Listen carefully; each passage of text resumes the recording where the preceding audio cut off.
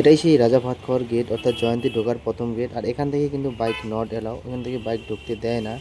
তো তোমরা যারা বাইক নিয়ে যাবে তোমাদেরকে এখানে বাইক রেখে কিন্তু বাস অটো করে যেতে হবে। যাওয়ার পর ঠিক এই জায়গাটাতেই তোমাদেরকে নামিয়ে দেবে। এখান থেকেই তোমাদেরকে আবার বাস ধরতে হবে বা অটো রিজার্ভ করতে হবে বা অটো ভাড়া করতেও পারো। বিভিন্ন ধরনের গাড়ি এখান থেকে যায়, তোমরা চাইলে সেই গাড়িতে যেতে পারো অথবা হেঁটে হেঁটে হেঁটে যেতে পারো। কারণ এখান থেকে অনেক লোকই হেঁটে হেঁটে যাচ্ছে। আর হেঁটে যাওয়ার মতো মজা কিন্তু নাই ভাই, পাহাড় এলাকায় এত সুন্দর মরশুমে যদি তোমরা হেঁটে না যাও তাহলে ঠিক এর মজাটাই তোমরা নিতে পারবে না। তাই যদি হেঁটে হেঁটে যাও তাহলে দেখতে পারবে কত লোক। যদি তোমরা হেঁটেই আসো বা গাড়িতেই আসো তারপরে কিন্তু এই জায়গাটার পরে আর তোমাদেরকে কিন্তু গাড়ি যেতে দিবে না। এখানেই পার্কিং প্লেস, যেখানে তোমাদের গাড়ি রেখে তারপরে কিন্তু আবার হাঁটা পথে শুরু করতে হবে। আর এই যে জায়গাটা দেখছো ঠিক এই জায়গাটার পরে তোমাদেরকে কিন্তু আর বাইক নিয়ে ঢুকতে দেবে না। অর্থাৎ চেনা জানা লোক বাইক তো ওইখানে আটকিয়ে দেয়, তারপরেও যারা বাইক নিয়ে আসে দুই একজন চেনা জানা লোক সে তাদেরকেও কিন্তু এখানে ঢুকতে দেয় না। আর যে চার চাকাগুলো যাচ্ছে এগুলো সব পুলিশ অফিসার বা বিভিন্ন ধরনের, বুঝতেই পারছো, ডগ অফিসার, তারা কিন্তু ঢুকছে। আর তারপরে হালকা ধরনের তোমরা ঝর্ণা দেখতে পারবে, ছোটো নদী বয়ে যাচ্ছে, ছোট নদী, আর পাহাড়, তার সঙ্গে পাহাড়, একটু মজাটাই অন্যরকম। তো একটু ভিউ নিয়ে নাও। তারপরেই কিন্তু তোমরা হাঁটা পথে যখন এই যে এগোবে এভাবে বিভিন্ন ধরনের ভান্ডারা তোমরা দেখতে পাবে। আর এখানে চাইলে তোমরা পেট ভরে খেতে পারো। যেখানে বিভিন্ন ভান্ডারা যে আছে সেগুলোতে বিভিন্ন জায়গায় বিভিন্ন ধরনের খাবার দিচ্ছে, কেউ পুরি দিচ্ছে, কেউ ভাত দিচ্ছে, কেউ চা দিচ্ছে। আর এখানে কিন্তু সেই গুহার মধ্যে সেই শিব পূজা করা হয়, এখানেও তোমরা চাইলে ঢুকতে পারো বা পূজা করে দিতে পারো। এবং বিভিন্ন ধরনের ভান্ডারা তোমরা দেখতে পারবে। সেখানে কিন্তু কোনো টাকা পয়সা এর জন্য পেমেন্ট করতে হবে না, তোমরা চাইলে পেট পুরে খেতে পারো।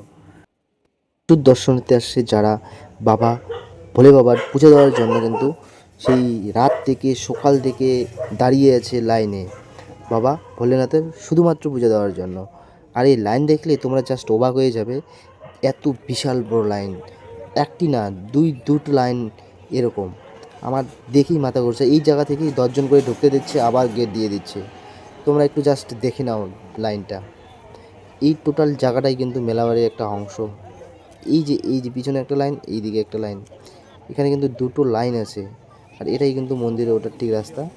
মন্দিরে ওঠার জন্য কিন্তু প্রচুর প্রচুর দর্শনার্থী ভিড় করছে, কিন্তু তারপরে আমরা অনেকটাই দেরি করে গিয়েছিলাম। জাস্ট যার পর সেখানে যদি আমরা লাইনে দাঁড়াতাম তাহলে আমাদের রাত হয়ে যেত, তাও আমরা কিন্তু সেই বাবা ভোলেনাথের পুজো দিতে পারতাম না। তারপরে চলে আসলাম ঠিক এই জায়গাটায়, একটু এগুলোই এই জায়গাটায় আসা যায়, যেখানে অনেক দর্শনার্থী চান করছে, কেউ ফটো উঠছে। আর এই জায়গাটাতে কিন্তু চান করা খুব রিস্ক। এখানে তোমরা দেখতে পারবে যে বাচ্চা ঝর্ণা, ঠিক আছে, এটা মা ঝর্ণা না, এটা একটা বাচ্চা ঝর্ণা।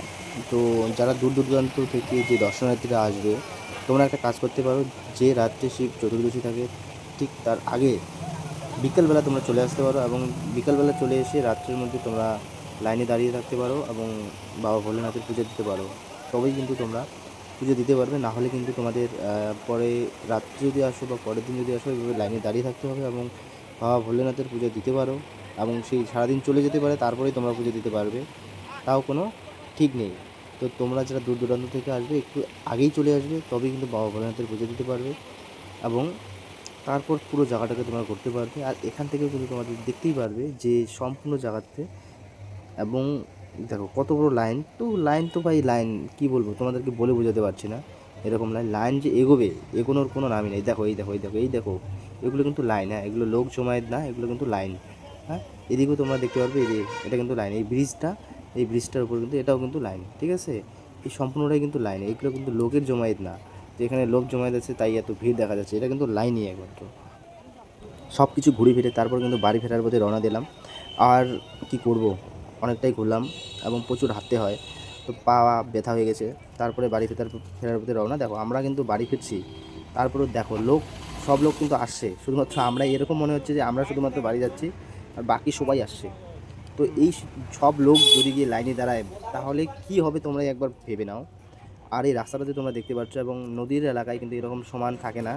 তো এখানকার কিছু লোক, মানে লোকাল লোক যারা এই রাস্তাটা বানিয়েছে, তার জন্য কিন্তু তারা 4 চাকার জন্য 60 টাকা এবং বাইকের জন্য 40 টাকা ধার্য করছে। এখান থেকে কিন্তু সেই টাকাটা ওরা কালেকশন করছে। আর এই দেখো এই যে বড় লাইন, এই যে লাইনের কোনো শেষ নেই, এই দেখো, দেখতেই পারলে এই পথ হচ্ছে ইন, আর এইদিকে তোমাদের থাকছে আউট, যেটা আমি ভিডিও করতে পারি না। এবার এই সাইডে তোমাদের আছে আউটলাইন। তো আমি যে সব কথাগুলো বললাম সব কথাই কিন্তু হচ্ছে পুজোর দিনের, আমি অন্যদিন যাই নাই, তাই জানি না অন্যদিন। এটাই বলবো, জয়ন্তী খুব ভালো একটা জায়গা, আসো সবাই ঘুরে যাও, খুব এনজয় করো, মজা করো। পাহাড় এলাকায় খুব সুন্দর একটা জায়গা, দেখলেই জাস্ট মন জুড়িয়ে যায়।